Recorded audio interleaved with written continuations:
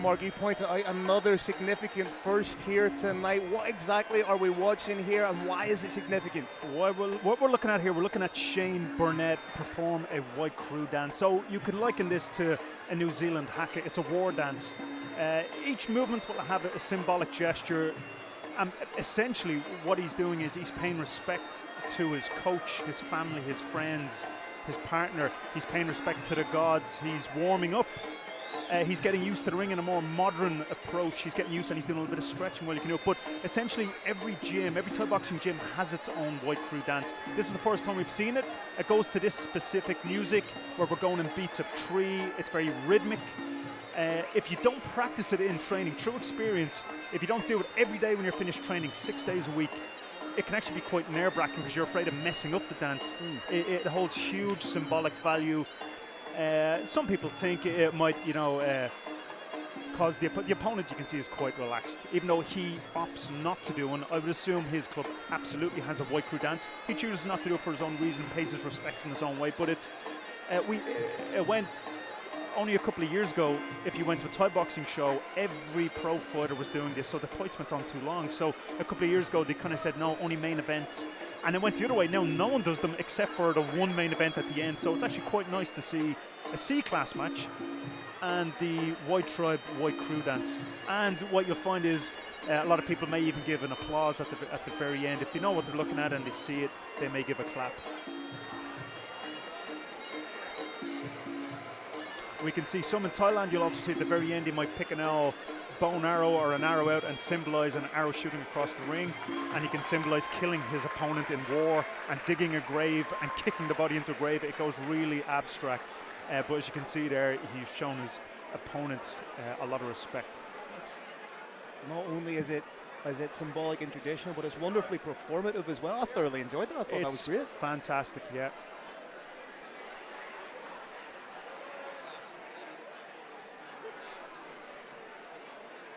Again, if we look over in the opposite corner at Wayne Kelly, we can see the ritualistic prayer as he had the Monkon, which is we can see the Monkon which goes around the head is essentially a sacred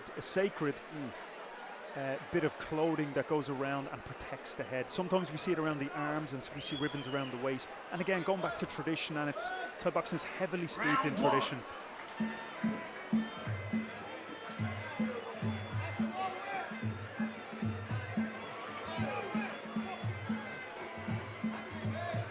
Almost effortless in the way he's throwing up that head kick, mixes it well, throwing up to the head again, and that white crew paying dividends. He's really putting it on right now. Yeah, we can see here Wayne Kelly looks a little bit stiff. He just needs to relax and maintain tempo. If he's unsure, he should just move around till he gets his own rhythm. I think he's engaging on a false premise. He feels he's in the match, but his rhythm hasn't matched up with his opponent. He needs to back off, take a breath, and re-establish himself. Can't quite tell if that was a little bit of a slip or if he caught him with a flash knockdown. More of a slip. That teep there caused a little bit of damage. First teep of the night to cause the opponent to wince. Oh, beautiful combination work from Burnett. First fighter I've ever seen with a salad fingers tattoo, so you know that he's pretty dangerous. Deep internet cut there for anybody watching. Again, nice control of the clinch. Nice little distance that he's shown the judges. He's getting effective scoring in from the side and down the middle. This might not last the whole fight again.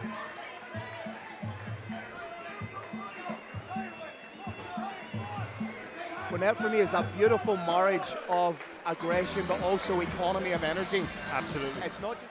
So I think what's to be learned from that is he needs to establish a rhythm.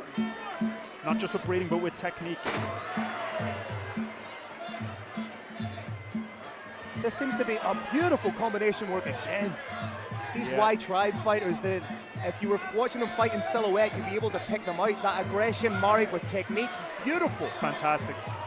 This is the wrong time to stand, I think. Wayne needs to adopt a different strategy. At least grab and clinch or tuck the chin. He's eating big shots, and Lard Burns taking a long, hard look at this.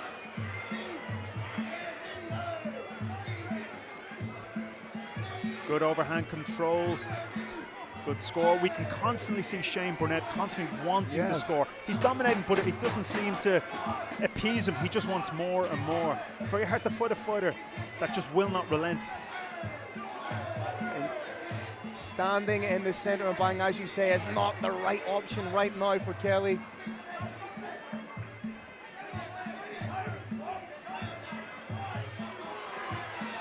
Good kick and check from the White Tribe fighter. Nice fake, nearly a knee in there.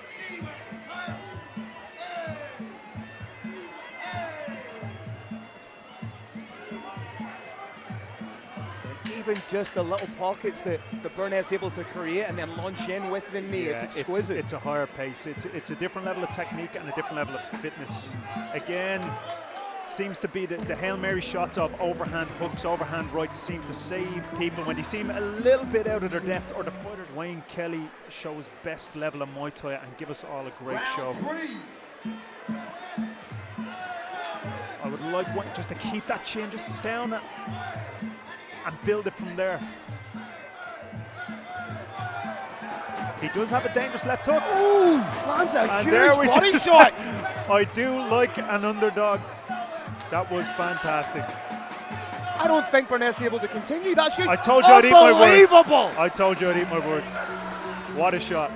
Absolutely crazy finish. Commentator's curse put on by Mark Casserly. What a finish from... He was losing the fight essentially until he won it. Big heart, big heart. There was definitely a lot of stuff he wouldn't want to, Wayne doesn't want to replicate. We'll also see there Wayne at the end very respectfully taking the centre of the ring, not overstepping.